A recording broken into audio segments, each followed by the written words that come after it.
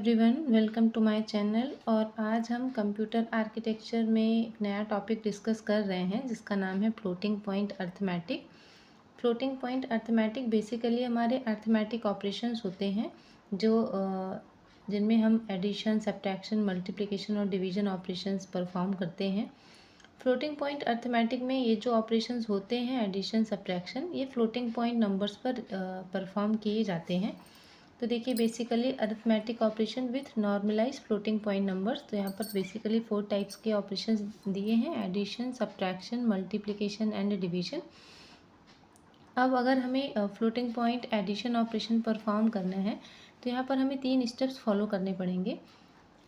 First step होता है compare the magnitude of the 2 exponents and make suitable alignment to the numbers with the smaller magnitude of exponent.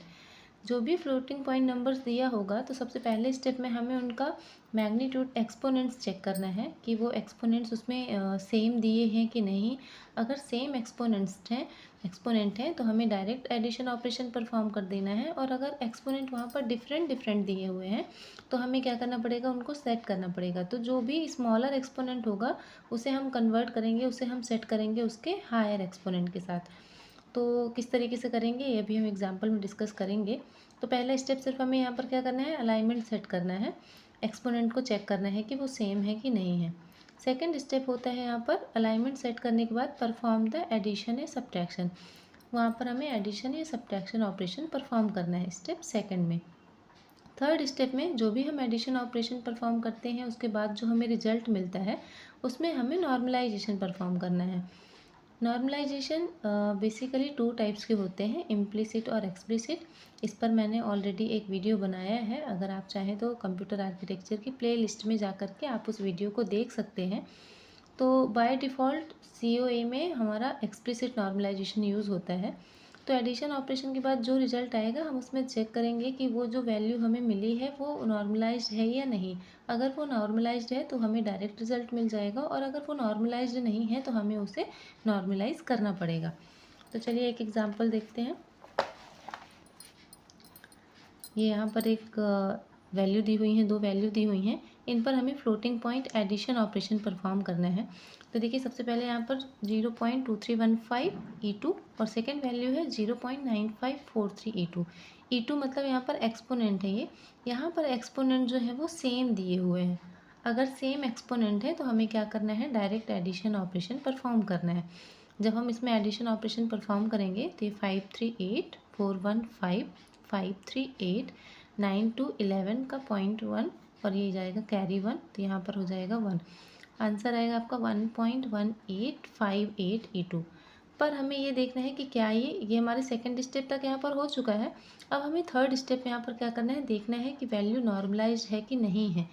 तो देखिए ये value जो है ये नॉर्मलाइज्ड नहीं है, क्योंकि मैंने बोला कि COA में एक्सप्लिसिट नॉर्मलाइजेशन होता है। एक्सप्लिसिट नॉर्मलाइजेशन क्या कहता है कि ये जो वैल्यू है पॉइंट के पहले यहाँ पर 1 नहीं होना चाहिए, यहाँ पर 0 आना चाहिए। पॉइंट के पहले यहाँ पर 0 आना चाहिए और पॉइंट के बाद यहाँ पर 0 नहीं आना चाहिए, 0 के अलावा कोई भी वैल्यू आनी चाहिए। तो देखिए हमें जो रिजल्ट मिला है इसमें 1.1858 आया है। अब हमें क्या करना है, इसको एक्सप्लिसिट नॉर्मलाइज करना है। तो यहाँ पर हमें क्या करना है, 0। अगर हमें यहाँ पर 0 करना है इसका मतलब हमें इस पॉइंट को यहाँ पर शिफ्ट करना पड़ेगा। यहाँ पर अगर हम इस पॉइंट को यहाँ पर शिफ्ट करेंगे तो हमारी वैल्यू क्या हो जाएगी, 0.1185। अब अगर हम यहाँ पर इस पॉइंट को यहाँ शिफ्ट करेंगे तो ये हमारी वैल्यू ओरिजिनल वैल्यू से मिसमैच करेगी। इसका मतलब हमें यहाँ पर क्या करना पड़ेगा, जितने पॉइंट हम यहाँ पर शिफ्ट करते हैं उतना हमें एक्सपोनेंट में वैल्यू इंक्रीज़ करनी पड़ेगी। तो हमने यहाँ पर क्या किया है, एक पॉइंट को शिफ्ट किया है तो एक वैल्यू इंक्रीज़ करेंगे तो क्या हो जाएगा, E2 से E3। तो ये होगा हमारा फाइनल आंसर। सेकेंड एग्जाम्पल है, यहाँ पर दूसरी वैल्यू दी हुई है 0.5862 E5 और 0.2350 E3।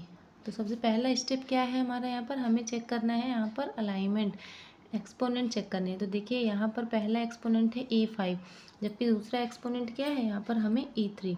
तो हम क्या करेंगे, हमें यहाँ पर अलाइनमेंट सेट करना है। तो जो भी स्मॉलर एक्सपोनेंट है उस स्मॉलर एक्सपोनेंट को हम क्या करेंगे, हायर एक्सपोनेंट में कन्वर्ट करेंगे। तो कैसे करेंगे, देखिए वैल्यू थी यहाँ पर आपकी 0.2350 E3 अब हमें E3 को E5 बनाना है, तभी हमारे एक्सपोनेंट सेम होंगे और हम ऑपरेशन परफॉर्म कर सकेंगे। तो हम इस E3 को E5 बनाने के लिए क्या करेंगे, इस पॉइंट को हमें लेफ़्ट शिफ्ट करना पड़ेगा। आई मीन जितने पॉइंट हम शिफ्ट कर रहे हैं उतने नंबर ऑफ़ जीरोज़ हमें लेफ़्ट में शिफ्ट करने पड़ेंगे, तब हम उस स्मॉलर एक्सपोनेंट को हायर एक्सपोनेंट में कन्वर्ट कर पाएंगे। जैसे इस एग्जांपल में E3 से E5 बनाना है तो हमें 2 लेफ़्ट शिफ्ट करने पड़ेंगे, 2 जीरोज़ हमें और ऐड करने पड़ेंगे।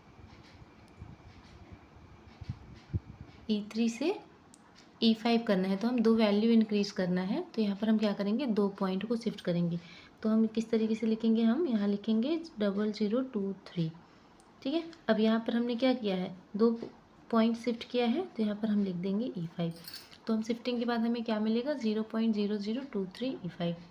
इसके बाद हम इनमें एडिशन ऑपरेशन परफॉर्म करेंगे। एडिशन ऑपरेशन परफॉर्म करेंगे तो हमारा फाइनल आंसर आएगा ये। इसके बाद थर्ड स्टेप हम चेक करेंगे कि क्या ये वैल्यू नॉर्मलाइज्ड है या नहीं। तो एक्सप्लिसिट नॉर्मलाइजेशन के अकॉर्डिंग ये जो वैल्यू है ये हमारी नॉर्मलाइज्ड है, क्योंकि यहाँ पर पॉइंट के पहले 0 आ रहा है और पॉइंट के बाद यहाँ पर नंबर्स आ रहे हैं, तो ये हो जाएगा हमारा फाइनल आंसर। तो एडिशन ऑपरेशंस में हमें सिर्फ 3 स्टेप्स देखना है। पहला हमें देखना है कि एक्सपोनेंट सेम है कि नहीं। अगर एक्सपोनेंट सेम है तो डायरेक्ट एडिशन ऑपरेशन परफॉर्म करेंगे, फिर नॉर्मलाइजेशन चेक करेंगे कि वो वैल्यू नॉर्मलाइज्ड है या नहीं। और सेकंड, अगर एक्सपोनेंट हमारे सेम नहीं है तो हम उन एक्सपोनेंट को जो स्मॉलर एक्सपोनेंट है उसे हम कन्वर्ट करेंगे हायर में। इसके लिए हमें उतने नंबर्स को वहाँ शिफ्ट करना पड़ेगा। देन उनके बाद हम एडिशन ऑपरेशन परफॉर्म करेंगे और फिर चेक करेंगे कि वैल्यू नॉर्मलाइज्ड मिली है या नहीं। तो आई होप आपको समझ आया होगा। अगर आपको वीडियो अच्छा लगा तो हमारी वीडियो को लाइक कीजिए, हमारे चैनल को सब्सक्राइब कीजिए और हमें सपोर्ट करिए। इसके नेक्स्ट सीरीज़ में हम फ्लोटिंग पॉइंट, सब्ट्रैक्शन, मल्टीप्लिकेशन और डिवीजन ऑपरेशंस को परफॉर्म करेंगे। तो कंटिन्यू आप हमारी वीडियो को देखते जाइए और वीडियो को लाइक करते जाइए। Thank you.